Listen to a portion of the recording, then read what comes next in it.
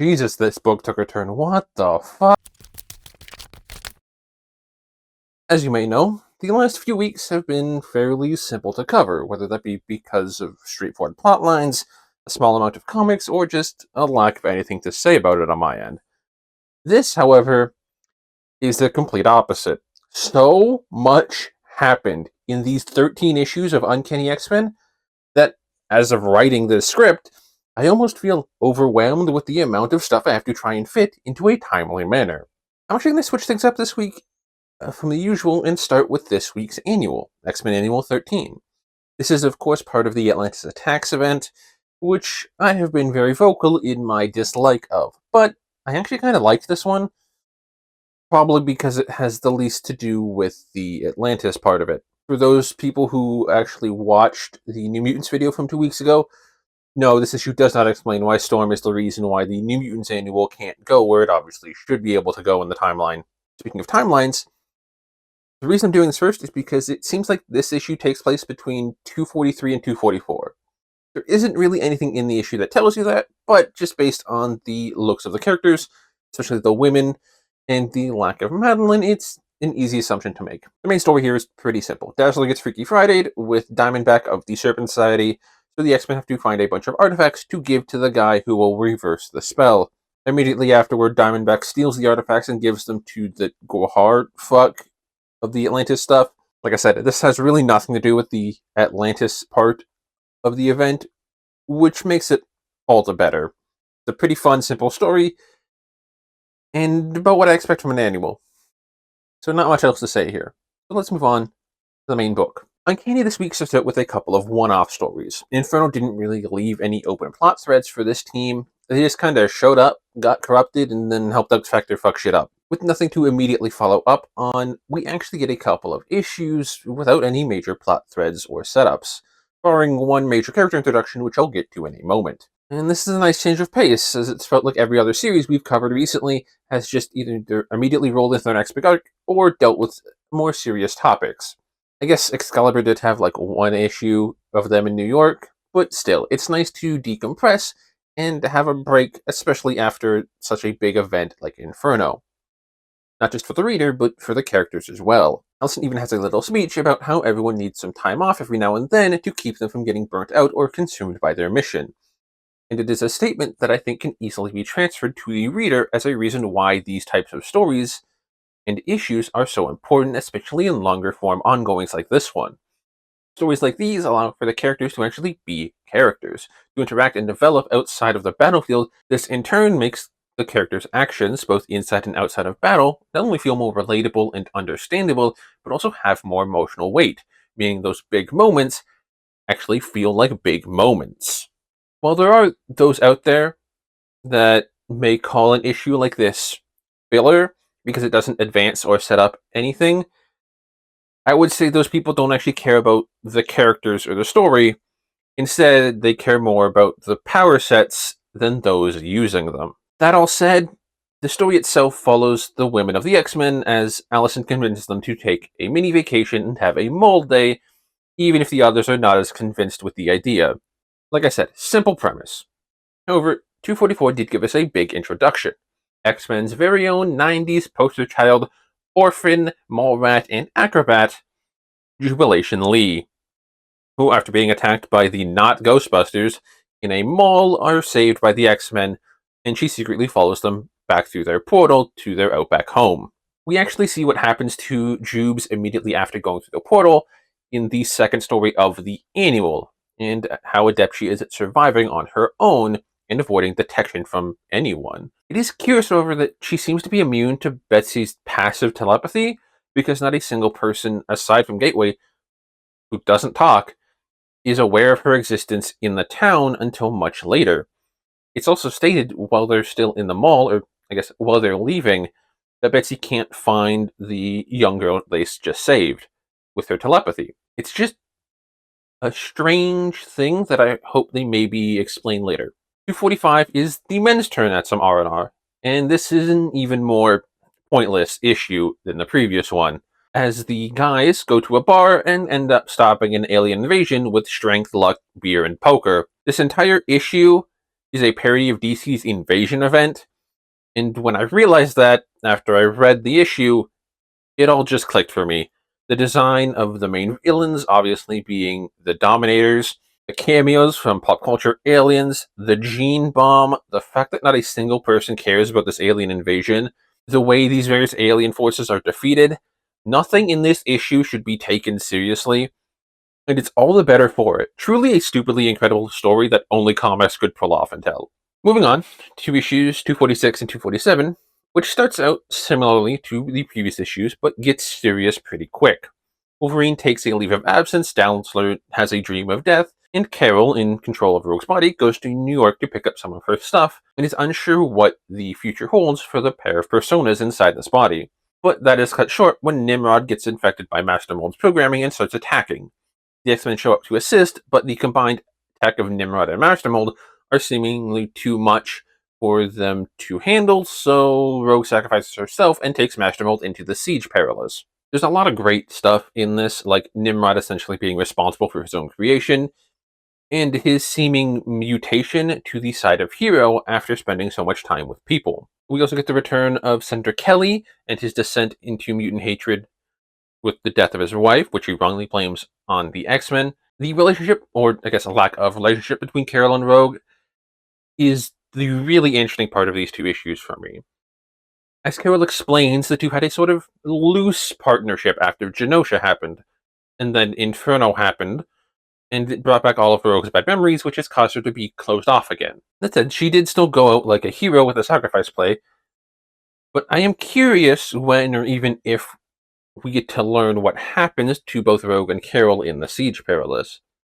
We know it has a way for those who go through it to be reborn, but those that do are also judged on the life they lived and any atrocities they may have committed, which affects their new life.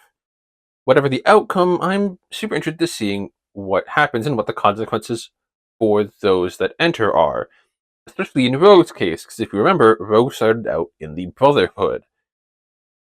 He was also a stalker of Dazzler for a while, and then, the aforementioned assault of Carol Danvers, resulting in the removal of essentially her psyche from her body. So I'm super curious to see how that all pans out for those characters. This is, however, the beginning of the end for the X-Men as we know them now, as these issues also set up the return of Donald Pierce and the Reavers, who hold a heavy grudge against the X-Men, specifically Wolverine.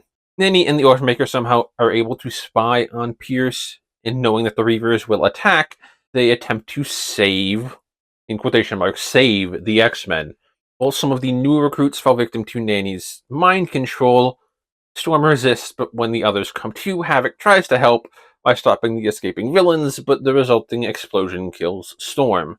The beginning of this same issue also sees the departure of Longshot, who leaves to try and find the parts of himself that are missing, in a metaphorical sense.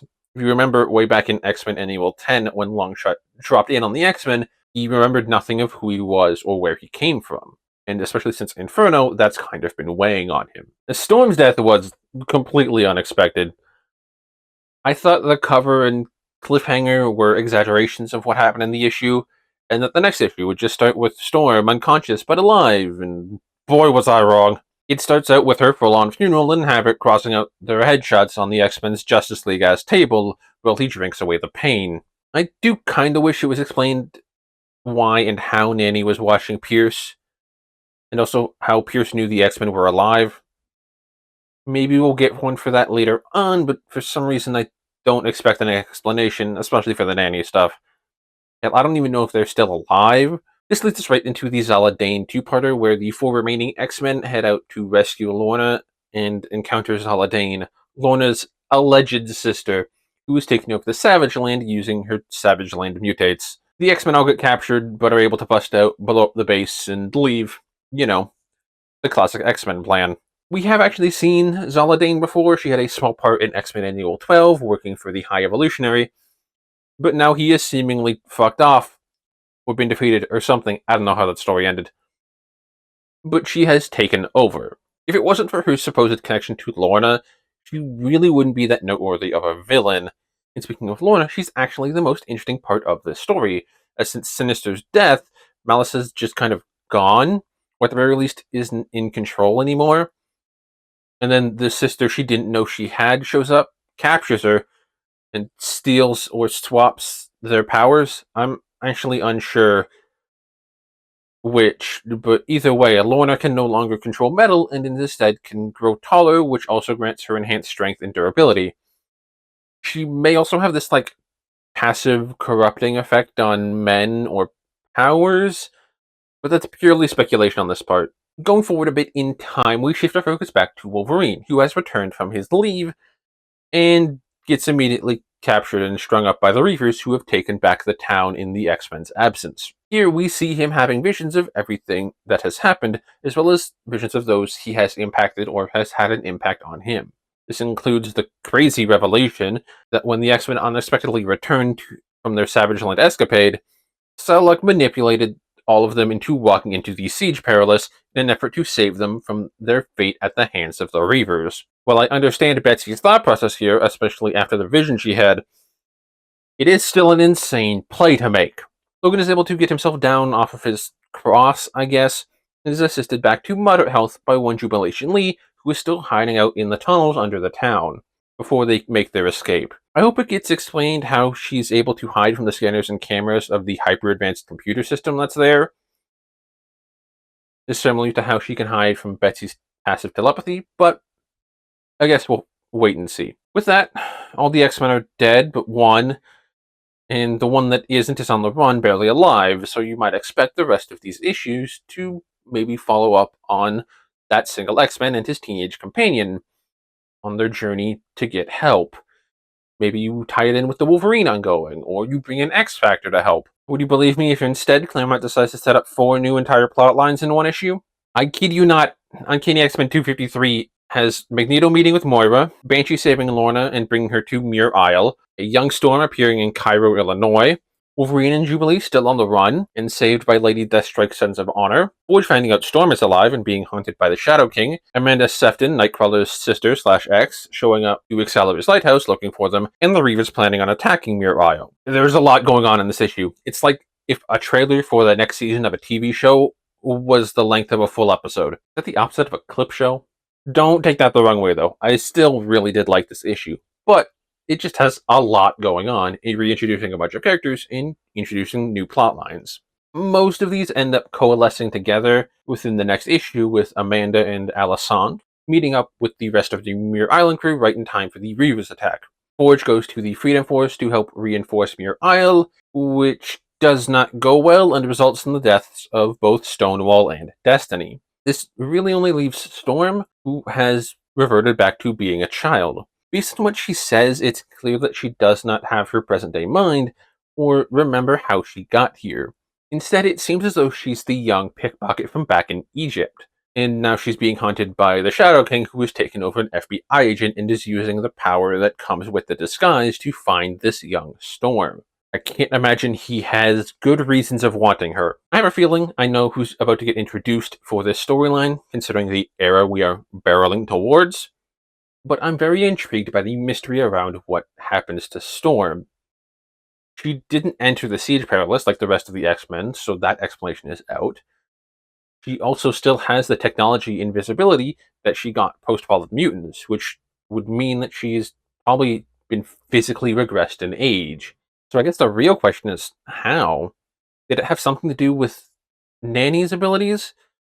But then Storm was resisting that control, so I don't know if that would do anything. Now, we do see Storm actually regress in Forge's meeting with Amal on what I assume is the astral plane. So maybe Amal is responsible in some way for this. Maybe it's a combination of both him and Nanny. I don't know. But at the same time, how did she get stateside? Her original body was in the Outback. She just kind of appeared here in Illinois, of all places. As you can tell, I have a great many questions about this storyline, but it's in a way that makes me excited to keep reading and knowing who this character is that we're following and how major they have been in Claremont's stories and time with the X-Men. I'm sure we will be getting answers to these questions. On the other side of things, where we leave off with the Muir Isle team is not nearly as intriguing. Not to say it's bad, but I have less questions. Obviously, I've already mentioned the deaths on the Freedom Force. And while I wouldn't be against spending more time with those characters, more specifically Mystique, to see how they deal with those losses, I don't really expect it. This team still kind of operates in the same space they did when they were the Brotherhood. They sort of foil for the hero teams, and as such, their appearance frequency is about the same as well, and I'm not really expecting that to change. I imagine Amanda and Elisande will show back up in Excalibur after the team arrives home. Banshee and Forge are planning to go look for the X-Men, and I imagine they will be bringing Polaris along as well. She was the one who informed Banshee of the news that the X-Men were actually alive. Unless, of course, she stays with Moira to find out more about her new power set. I don't know. This could very well tie in with Wolverine and Jubilee in the Outback, but with how Claremont paces this book, it's not going to be immediate. The one plot thread here that really excites me, however, is Psylocke having reappeared after going through the Siege Perilous on an island in the South China Sea that turns out to be the base for the Hand. She doesn't look any different, and she doesn't seem to remember anything, and it makes me wonder what has happened to the others, and honestly, what's happened to her inside the Perilous to get her spit back out seemingly unchanged. Now, I know what's coming for this character in the immediate future, again, because of what era we're heading towards, and I mean, it's her most famous look, despite its problems. It's hard to not know about that one, but I am still curious as to how the story pans out. All in all, very, very good batch of issues this week from Uncanny. And that's everything I have to cover this week, though. I hope you all enjoyed the video, and if you did, please hit the like button and comment your thoughts down below. Next week, having covered everyone else's adventures post-Inferno, we finally return to X Factor to see what the hell they've been roped into, as we saw in the New Mutants. So, subscribe, hit the bell, and I will see you then.